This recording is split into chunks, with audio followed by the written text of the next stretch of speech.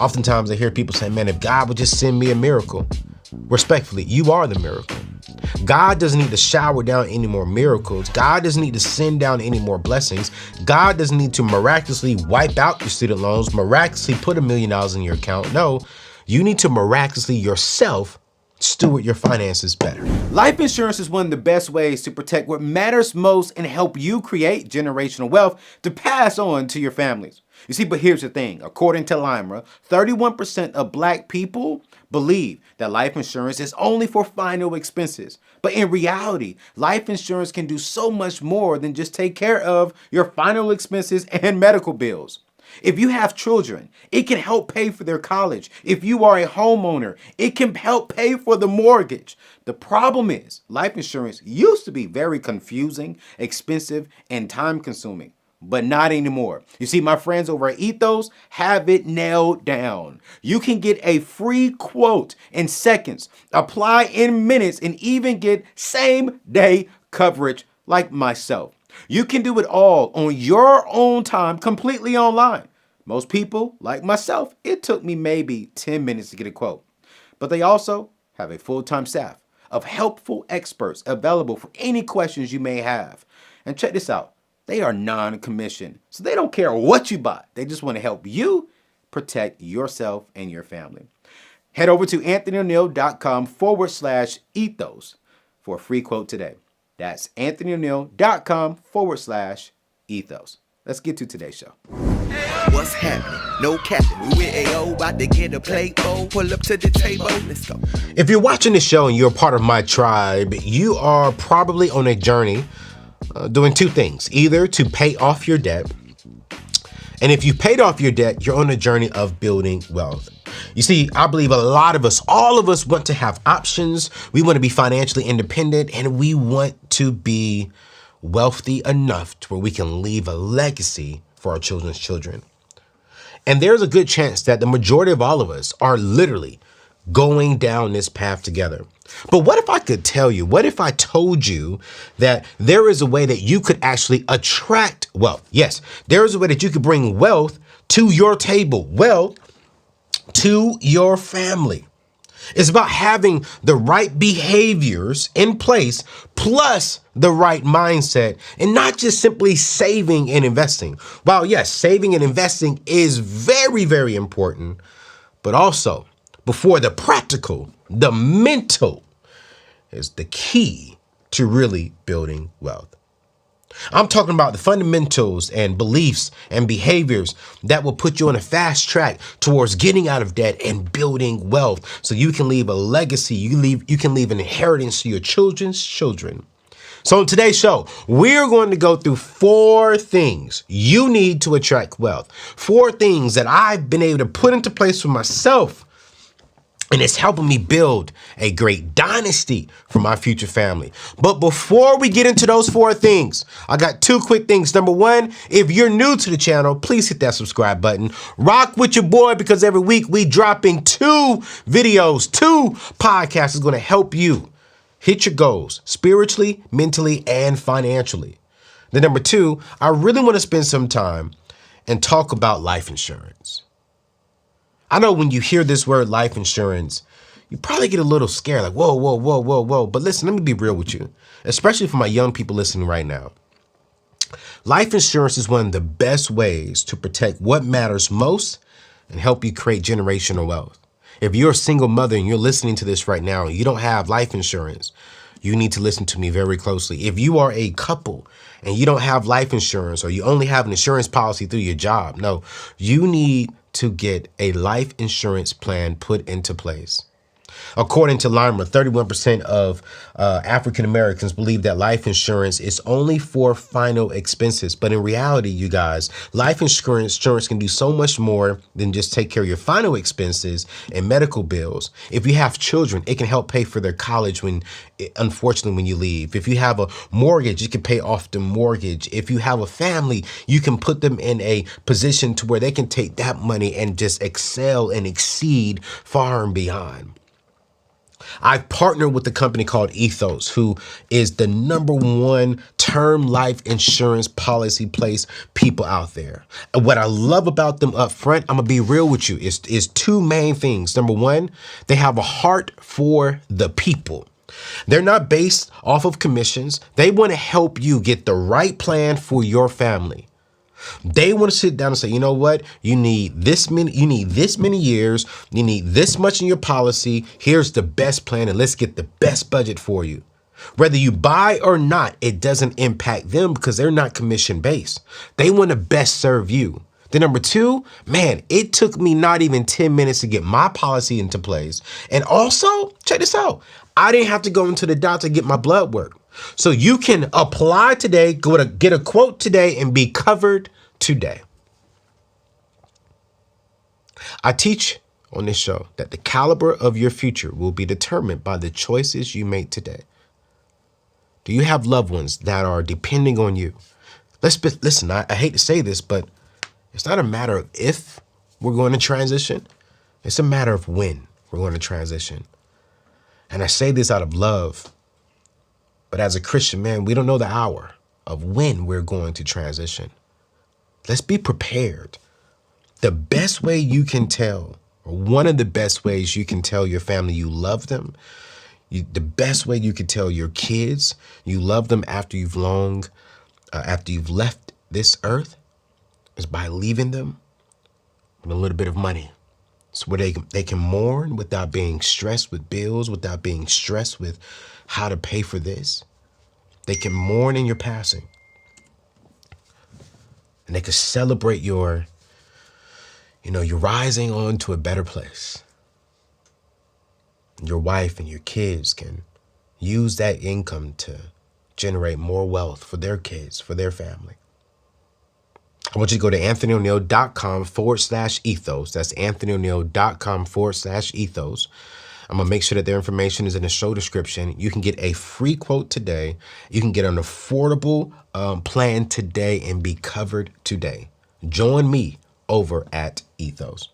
Now, when it comes to the 4 things you need to attract wealth, I want to start off by number 1 is first you have to steward your finances well. That's right.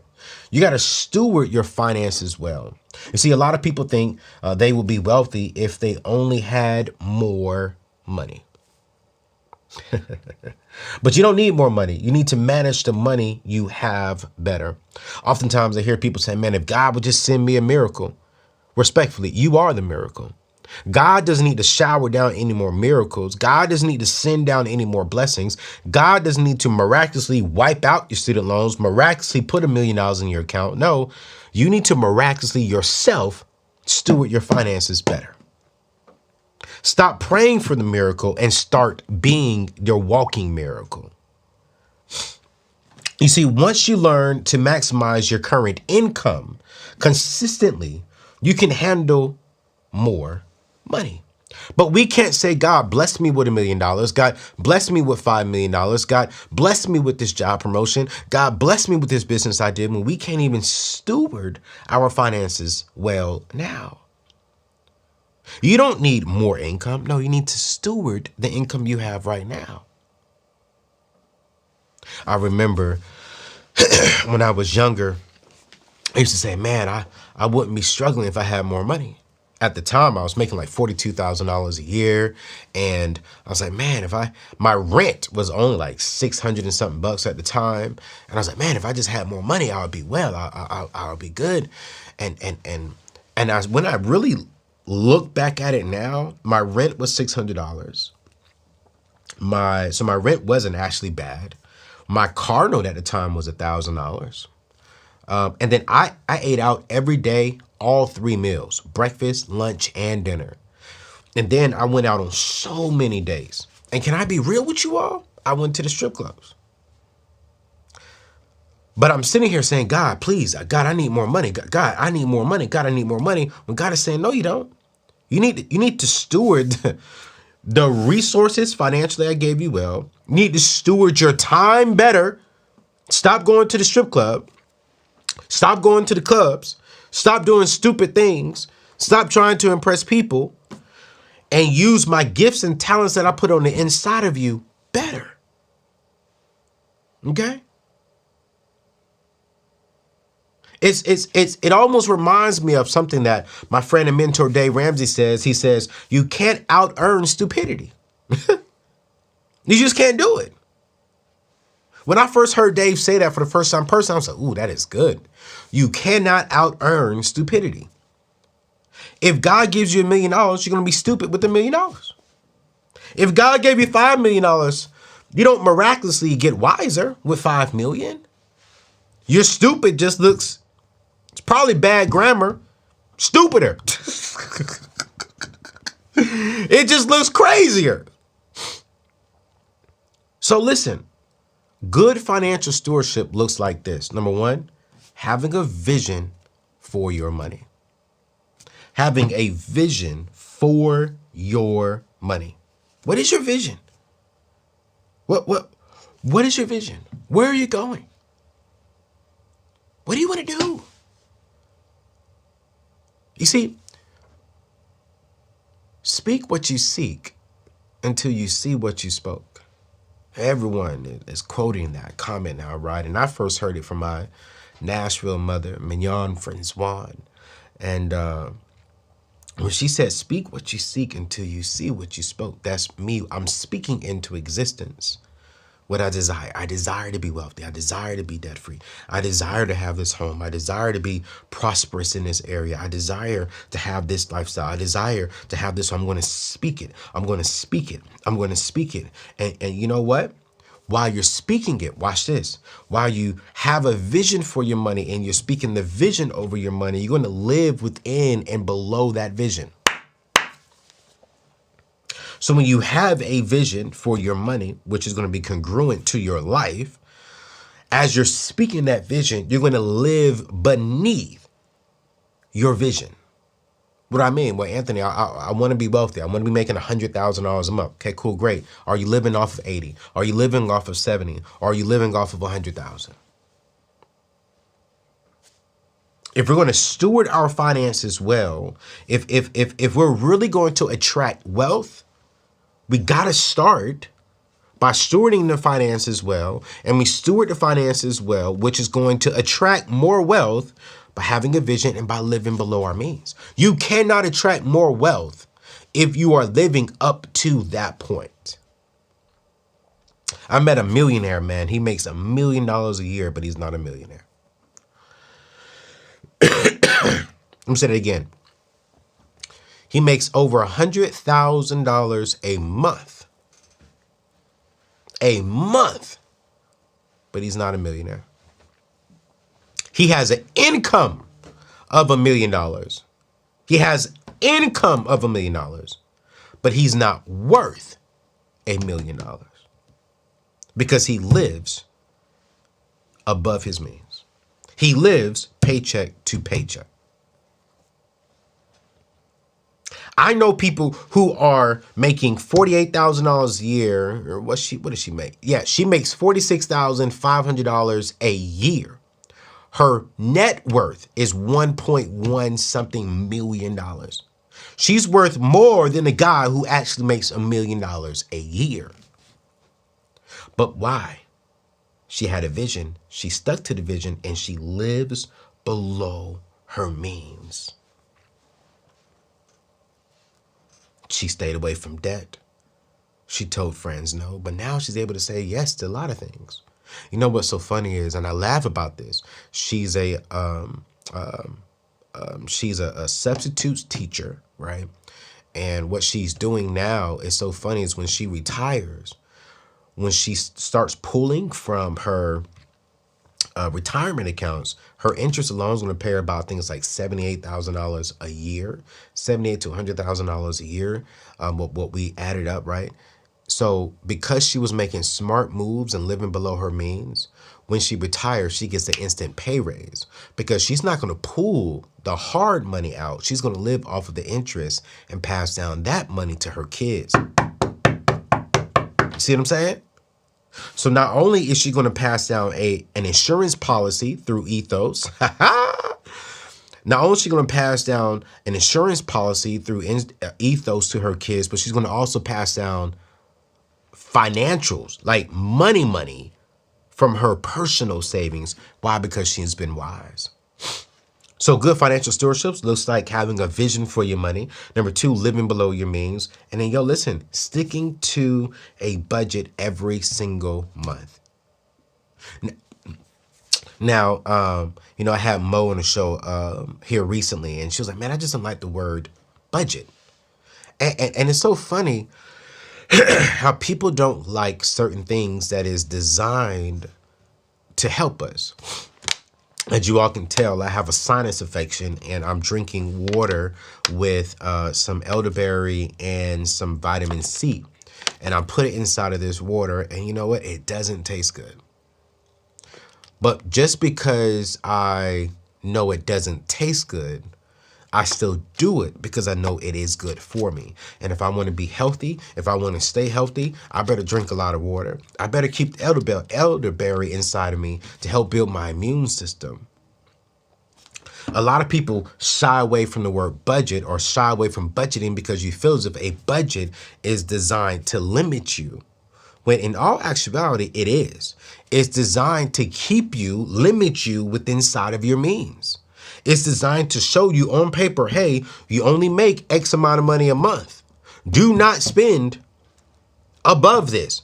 Better yet, don't even come near this amount of money, because you want to live below your means. But we can't live below our means if we don't see where our income is.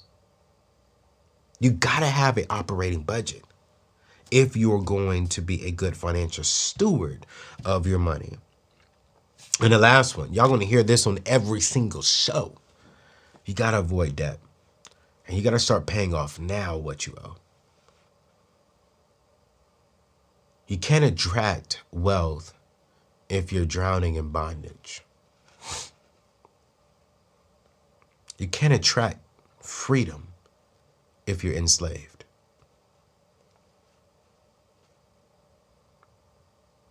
You can't attract options if you're already attracted to no options. Oof. Oof. Oof. You can't attract financial independence if you're depending on debt. Can't. And you won't.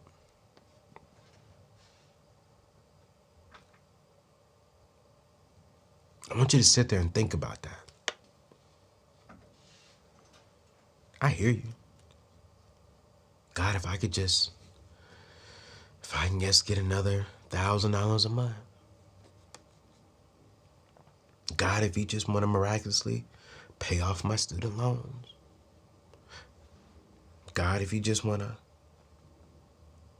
wake up one day and my car is still there, but the car payment is gone. Now, as a Christian, I believe that God can do anything in all things. There is nothing he cannot do. But I do believe that sometimes we be so spiritual that we forget we can miraculously make our student loans disappear by paying it off.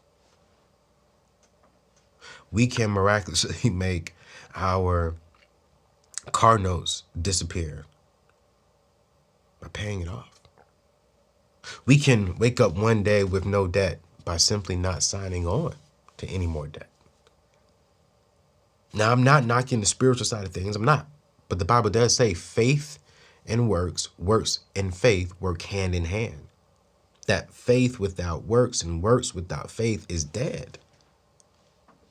So everything that we're praying for, we also got to be willing to put in the work. We also have to be wise enough to understand that God gave us all the skills, all the resources to also do the same things. I ain't trying to preach, but if he made us, if we're the son of God, if we're the son of Jesus, then that means that we have what it takes to do the same things that we're praying for. We just got to be willing to put in the work. And I think when we show God that, yo, God, you can trust us, when God see us putting in a work, that's when I believe God really comes in and says, all right, yo, I see you putting in 2 steps. Let me just go ahead and elevate you 100 steps forward.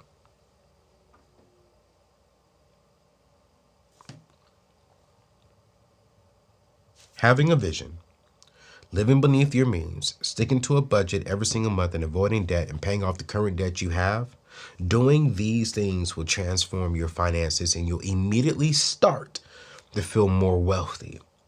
No more living check to check and hello, I mean, more money in your bank account, y'all.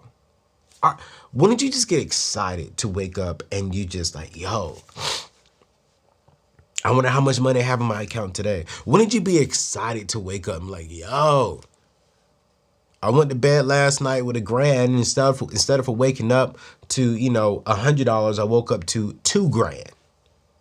You see, when you eliminate debt, you position yourself to see your money grow rather than your money disappear. Now, we all have bills and we all are going to have to eventually and throughout the month pay out on other things. But it doesn't have to be debt. It doesn't have to be debt. I want to ask you this one question. And if you're bold enough, I want you to, if you're watching this on YouTube, I want you to put in the comments. Do you believe, simple yes or no question, do you believe you are stewarding your finances well today? If you do, drop yes in the comments. If you're honest and you're saying, you know what, no, but I am going to do better, I am striving to be better, put no. If you're driving and you're listening to this on a podcast, just speak it out loud.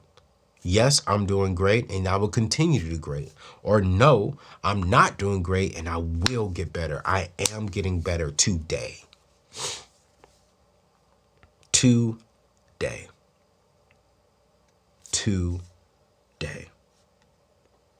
Here's number 2 when it comes to attracting wealth. Second, if you really want to attract wealth, you need to network. You need to network. You've got to get around people who are smarter than you and stewarding more money than you.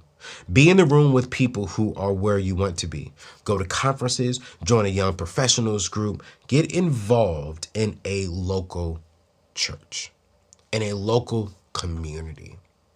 One of the things that I remember was actually talking to one of my friends a couple of days ago, and it was funny. She was talking about how she was in the process of looking for a car, and we was talking about one of our friends who just spent about $200,000 on a car. And she's like, I could never do that. And I was like, really? I said, why? I said, because I remember saying, I would never buy a house this size. I would never buy a car like this. But I also remember when I said that, my network around me didn't have that. My network around me wasn't saying and doing those kind of things. And I said, why? She said, but I never saw that around me. I never needed that around me. She said, and this is what she said, I don't need to make $100,000 a year. I'm like, really? She said, I'm okay making $50,000. I was like, really? And I really want you to sit back and honestly think about the question, then respond to the question with an honest answer. Who in your network is wiser than you? Who in your network has more money than you? Who in your network has the authority in your life to tell you about yourself a little bit?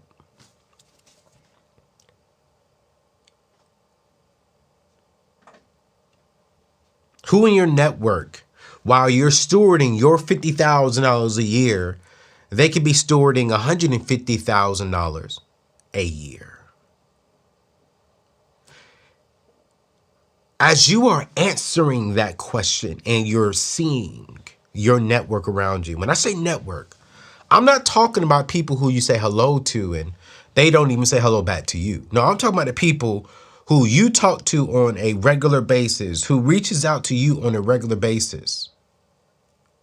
If you are the smartest person in your network, if you are the wealthiest person in your network, you need a better network. You want to start attracting wealth? Get around other people who are wiser and wealthier than you. You need to find a mentor. You need to find a wealthier mentor. You need to find someone who can literally check you and put you into place and hold you accountable when it comes to you and your money. It can't just be me, your YouTube friend. It can't just be me, your podcast friend. It can't just be me, someone who you see on the news. No, you need to find someone who calls you every day and says, hey, yo, I thought you said you wanted to attract wealth. Hey, yo, I thought you said you want to be wealthy, but you out here balling like this. You need someone in your network who's really going to hold you accountable. I bought my first house when I was with Dave. And I remember every major move, every major decision that I had to make, I ran it by him and some of the other wealthier people there, you know, and I was asking him for insight. I was asking him for information. Hey, give me wisdom, give me knowledge. This is the first time I am doing something like this. Tell me, you're wiser. You've made this move. Dave will be asking me questions like, hey, have you considered this? Hey, have you done that? Hey, as you're building, look into this because they try to get around on this. Hey, ask this question. And it felt so good to be able to submit myself to leadership, to submit myself to someone who doesn't want to just tell me what to do, but someone who already did what I am wanting to do. And watch this. They already made some of the mistakes that I could have made. But because I listened to them, because they were in my network, because they were connected to me, they wanted to help me avoid mistakes, avoid some of the pitfalls. And I did just that. You want to attract wealth? It's just something about being in a room. When you're around wealthier people, money just tends to like come up. Like you think you're making a lot of money now. Wait till you get around the room and then you see everyone in the room of who's making $1 million, $2 million. I was in a room the other day where the average person in that room, their company produces $100 million. There's only like 3 of them. And I'm sitting in the room, man, and I just felt I just started rising. Like I just felt like I was coming out of the chair. My mind was elevating. My mind was being stretched. And when I left there, I came back with so many different ideas. I was like, yo, wait, whoa, whoa, what just happened? Let me tell you what just happened. You see, when you change your network, watch this. Ooh, this is so good. When you change your network, here's number 3 of how you expose, and not expose, but here's how you attract yourself to wealth. When you put yourself in a better network, ooh, you expose yourself to wealth. Here's number 3. You need a wealthy mindset and a sense of what's possible in order to attract wealth. You got to be able to expose your mind to different things. You can't be wealthy if you never expose yourself to what wealth looks like. Now, let me say this. Wealth doesn't look like a private jet. Only. Wealth doesn't look like a big 7,000, 6,000, 5,000 square foot home. Wealth doesn't look like a yacht. Wealth doesn't look like $1 million only. You see, a lot of us grew up poor or living check to check. When you realize what's possible, $1 million homes, travel, private schools for your kids, nice cars, options, freedom, financial independence. You can focus your goals on having that lifestyle. You know, I grew up with my dad driving buses, my biological father working in the Army, my mom being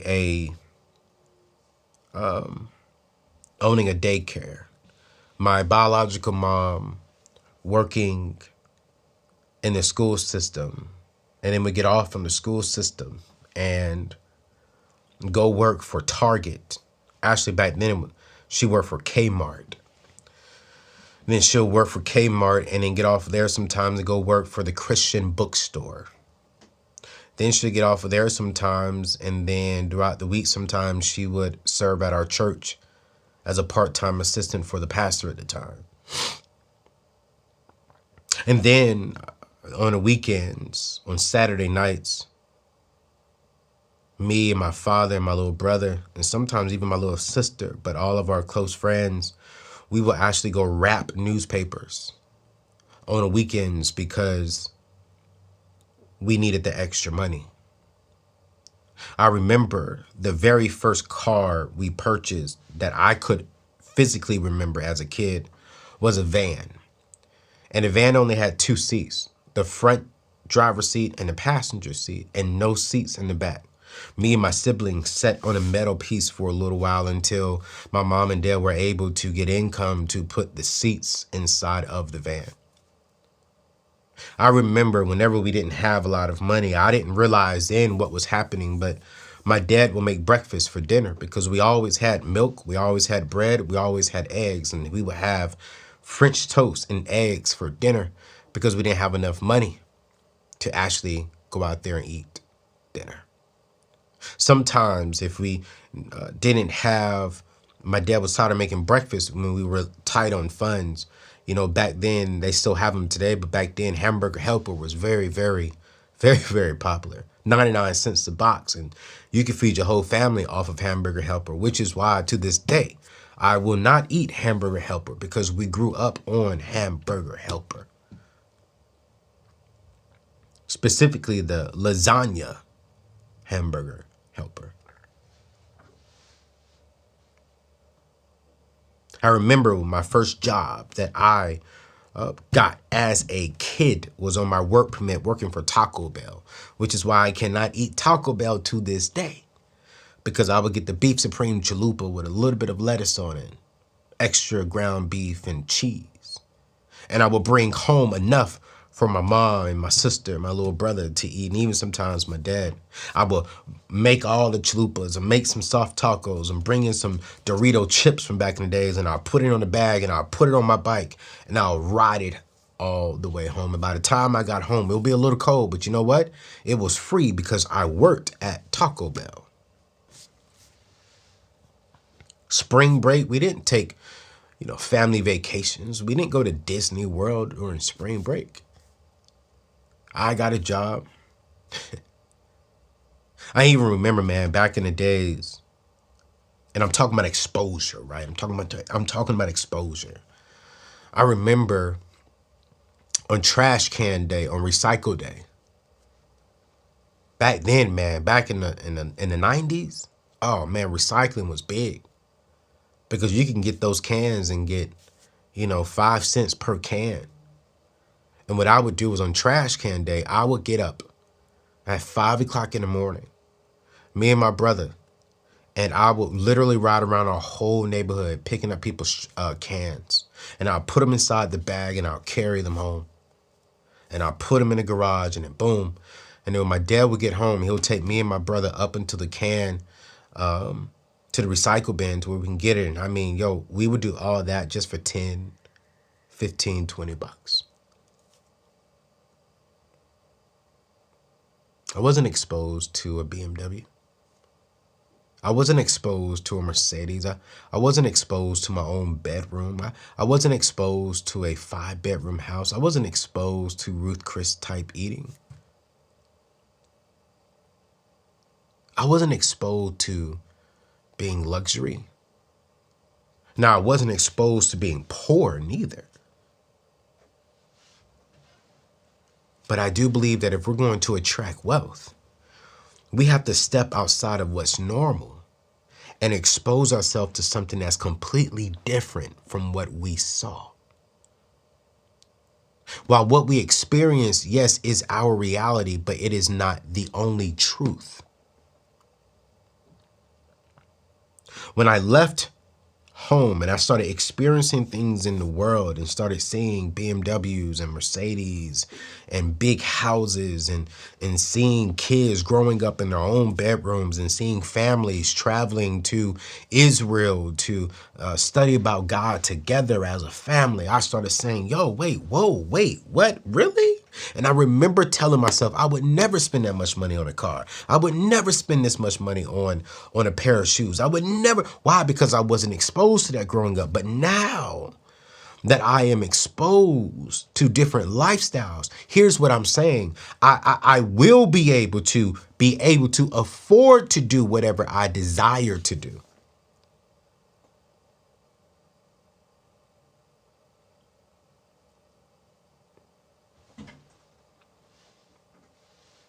What is it that you desire to do? I remember when I joined the network marketing company, Prepaid Legal, my mentor told me to get in the car with him one day. And he said, get in the car. And we got in the car and we drove down to the BMW car lot. And he told me to get out and we walked. And I was like, man, I can't afford this, man. What? At that time, that car was like $58,000. I was like, man, $58,000? I would never be. What? He said, get inside. I got inside the BMW 7 Series. It was a 7 Series, and this was right when where you could see the speed on the dash on the window. It's the first year that they ever came out with them. I was like, oh my gosh, this is what? He was driving at that time a Dodge Durango.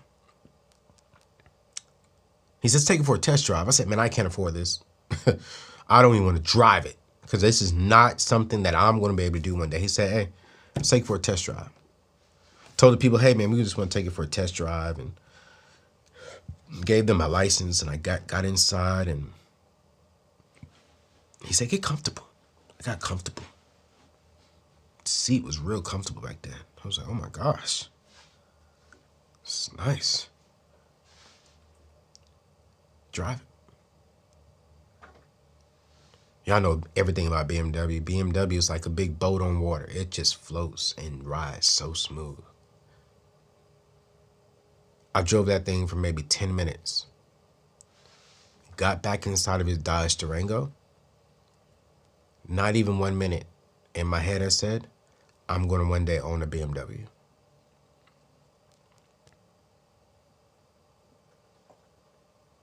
Two years later, I got it. Now, I'm gonna be honest.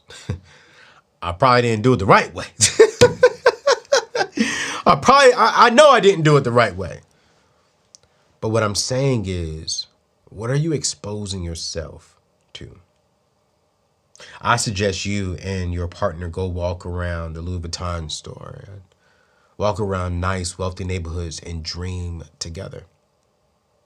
I am blessed to live in a home that I thought I would never live in one day. But even today, I still go into nicer neighborhoods. I go to my friend's house and I say, man, this is nice. And I do not say I will have this one day. This is what I say. I will be able to afford this one day. So if I choose to have this, I can.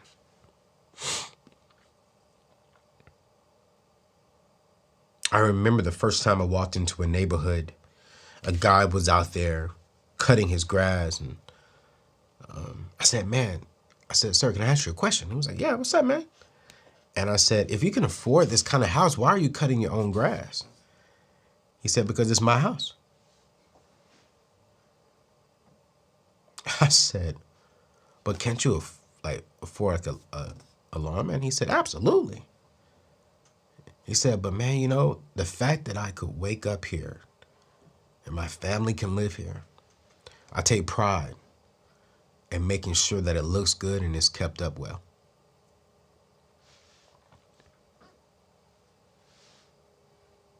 I do that now. When I'm with my dog, when we go running, when we go walking, I go into nice neighborhoods that are not fenced in, and I just walk around. I'm like, man, this is nice. Oh, man, this is beautiful. Every year, once a year, I go and, look at the ultimate dream car.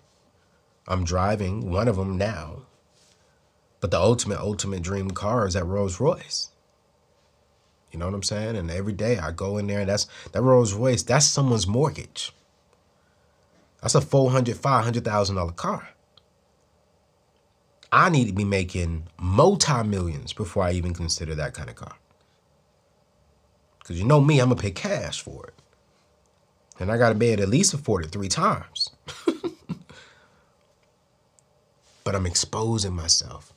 Let's get away from the luxury stuff. What if your thing is that, I just want to go and be able to take my kids on the Disney cruise. Go talk to someone who's been on a Disney cruise. As a matter of fact, the next time you're in Florida, just go walk by the Disney cruise ship. Just walk through the area. Just get online and just go on YouTube and start watching families' reactions. You want to attract wealth? Expose yourself to what wealth is. And wealth is simply options. Wealth for me doesn't have to look like wealth for you. Wealth for you doesn't have to look like wealth for me or for them. Man, my dad said something to me about a couple of years ago. He and I were playing golf, and my dad said, son, I'm wealthy.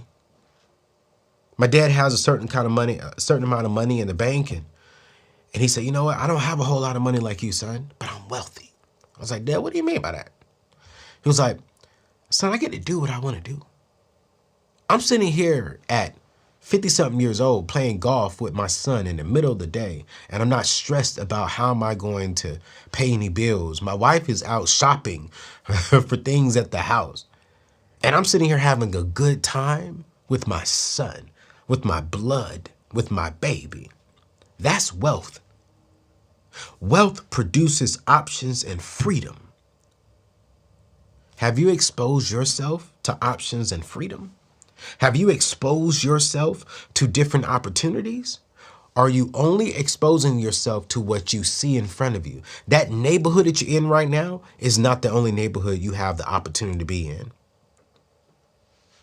That relationship that you're in right now may be your relationship, but what if it's not? The friendships that you have right now, some of them may be solid and need to be kept, but some of them need to go. Are you exposing yourself to greater things? Are you exposing yourself to different opportunities? Are you exposing yourself to things that faith requires? Faith is the things hoped for, evidence of the things not seen. I got to ask the question. You want to attract wealth? Go expose yourself to different things. Stop saying, I would never do that. I remember saying that. I would never spend that much money on a house. I would never spend that much money on a car. I would never spend this much money on a purse. I would never spend this much money on a backpack. I would never spend this much money on a pair of shoes. Now all that stuff is out. I've spent a lot of money on purses for ladies. I spent a lot of money on shoes for myself. I spent a lot of money on cars. I spent a lot of money on a house. I spent a lot of money. But you know what? This is only a small fraction of what I will be doing. And I have no shame in saying that. So if you want to attract wealth, number one, you got to steward your finances well. You steward your finances well by having a vision for your money, living beneath your means, strictly sticking to a budget, and avoiding debt. Number two, you get to attract wealth, you have to pretty much enlarge your network. Number three, you have to expose yourself to wealth. And here is the last thing, number four, which is so important, and I need you to get this. You got to be a giver, and you have to tithe. Yeah, I'm going to say it. I know some of you all are going to not like this part of me, and oh my gosh, Anthony, you don't have to tithe. You don't have to give your money to a church, and you don't have to give your money to that pastor. They're just going to use that money to go build them. Listen, man, me giving to my local church has nothing to do with what the pastor does with the money. For me, it's about me being obedient to my spiritual father, my Father, Jesus Christ. Okay? This goes back to stewardship. Most wealthy people who I know are givers. You see, wealthy households donated an average of $43,000 back in the year 2020. Most wealthy people back in the year 2020 donated the average person's salary. Here you go. I know several, no, I'm exaggerating. I know two people who I look up to. Their donations, their tithe to the church was $3 million. They gave the church $3 million as a tithe.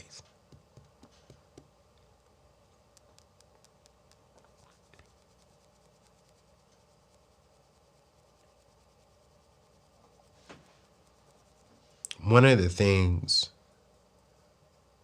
when it comes to like exposing myself, right? Not only was I exposed to the BMW at a young age,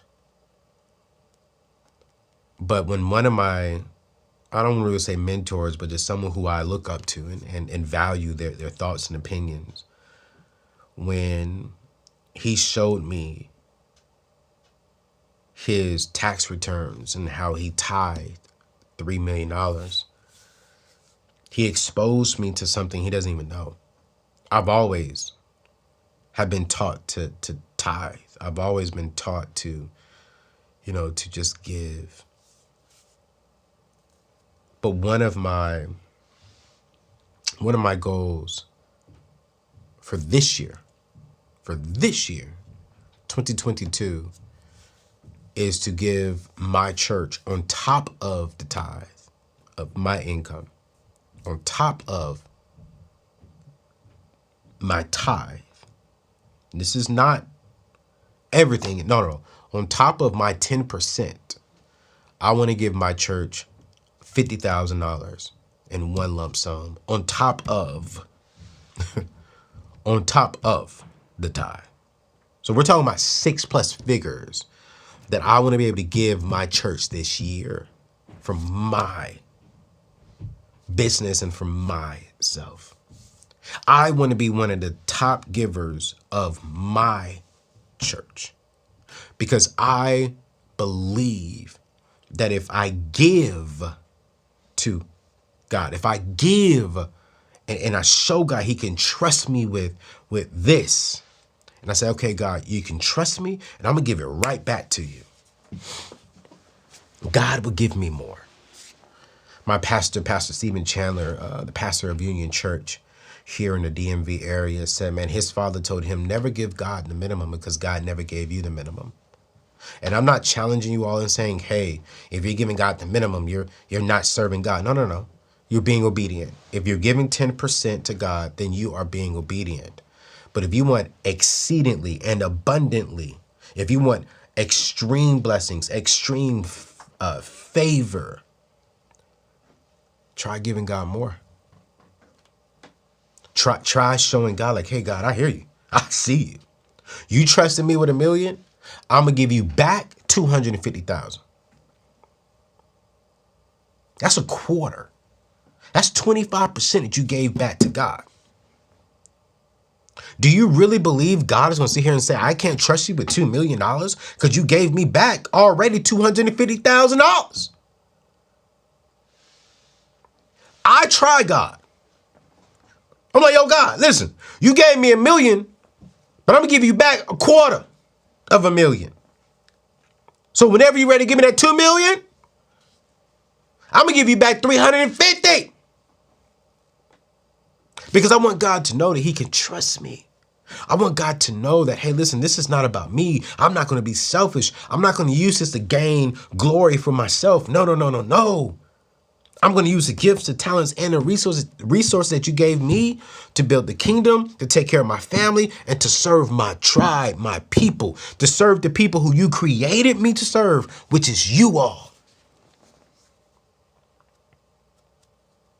Someone asked me the other day, Anthony, why are you putting all this money inside of your studio and spending all this and stuff, on this? I said, here for 2 reasons. Number one, it's me. It's my brand. Number two, I got to provide excellence for my people. And so me putting this money into this is giving back to you all so you can have excellence in sound quality and visual quality. So you have somewhere to come to get sound advice when it comes to your spiritual walk, your mental freedom, and your financial freedom. So I'm making sure that I'm giving. I'm making sure that I am serving. And I hear some of y'all saying, well, Anthony, what if I'm not wealthy? What if I don't have a lot of money? What if my tithe is only $100 a month, $200 a month, $250 a month? Cool, great. You keep giving that tithe. But I want to ask you, where else can you give? Can you get a part of your local church? And can you go out there and serve the homeless? Can you, make meals for the needy? Can you get out there and maybe serve in a group home? Can you get out there in the community and pick up some trash? Can you get out there and do something to serve with your time? Not just with your financial resources, but how can you give your time? How can you maybe get out there and tutor young kids who need help? You know how many young kids need help? That's another form of giving. That's another form of showing God, yo, you can trust me. God, I'm giving you what I can financially. But I also want you to see, I'm also giving not just what I can financially, but I'm also giving back when it comes to my gifts and when it comes to my talents. John D. Rockefeller said, I never would have been able to tithe the first $1 million I ever made if I had not tithed my first salary, which was $1.50 per week. Proverbs 11, chapter 24 says, give freely and become more wealthy. Be stingy and lose everything.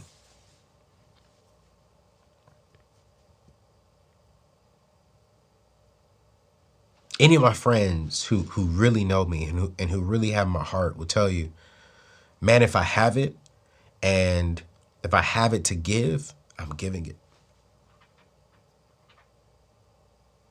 If I don't have it to give, I'm not giving it. If my pastor was to call me and say, hey, we need to do this for such and such family. Hey, we need to do this for, this particular young man or this particular young lady. I'm like, okay, cool, great. Yo, let's figure it out. I got you. You can count me in. Some of the prayers that we're asking for, we are the prayer. We are the answer to the prayer. We just got to learn how to activate it. Some of our blessings, some of our miracles, some of our pay raises, some of our business venture ideas are being held back because of our stinginess. The very same thing that is preventing us from building wealth is because we're stingy. The very same thing that's preventing us from getting that job promotion is because we're stingy. That very same thing not the very same thing, what's preventing us from starting that business is our stinginess. God is saying, I don't want to give you this business idea because it's going to bring in more money and it's all about you. It's not about the kingdom. It's not about the people. It's not about serving people. It's all about you.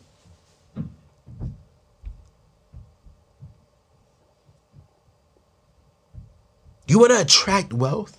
Be a giver. You want to attract wealth? Be generous. You want to attract wealth? Be be a tithe payer. You want to attract wealth? Be so generous with your resources that sometimes you gotta be like, whoa, whoa, whoa, calm down a little bit, Ayo, calm down. And sometimes I gotta do that to myself. Clearly, there's a spiritual blessing on giving, but it's also practical. People like people who are generous, and they're more likely to support your business or invite you to their group when they see you're a likable, generous person. The network and good reputation will expose you to more opportunities to build wealth and influence your community.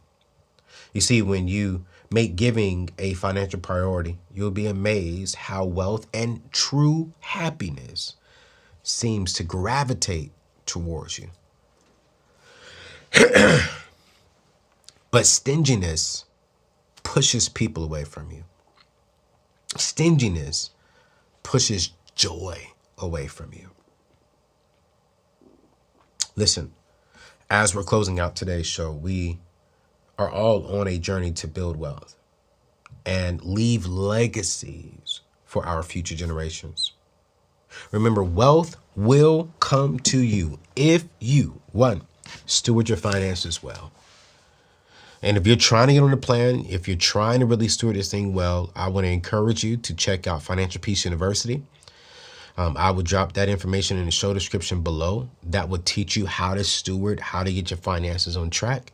Check out Every Dollar, which is inside of Ramsey Plus, and that's also inside of Financial Peace University. So as you're stewarding your finances well, number two, network with people wealthier than you. Expand your network. Expand the people who are around you. And number two, expose yourself to wealth. Get out and go jump into that Bentley. Get out and jump into that Mercedes. Get out and go jump into that Lexus. Get out and go walk the neighborhood. You know what? As a matter of fact, if your job is something that you're just, oh man, you want it, like get out and go walk the building where you want to go work at. Young man watching this, you want to go play in the NBA? Go out there and watch an NBA game and walk around that arena. Get a feel for how it feels to be celebrated. Expose yourself to different things and make sure that you're a tither and you are a giver. So listen, today's scripture comes from 1 Corinthians chapter 13, verse 4. Love is patient. Love is kind. Love is not jealous or boastful or even proud. Here's an affirmation that I want you to repeat after me today, and I want you to say this and say it with some conviction. I am transforming my life and leaving a legacy for my family. I am transforming my life and I am leaving a legacy for my family. Family, if you are not a member of the AO tribe, the AO community, please hit that subscribe button. Rock with me, rock with us, because I'm here to serve you. I'm here to serve ambitious people who are ready to brighten their journey and expand their journey when it comes to their spiritual walk, mental health, and financial journey. It's your boy, Anthony O'Neill. I'm going to see you on the next show. Peace out.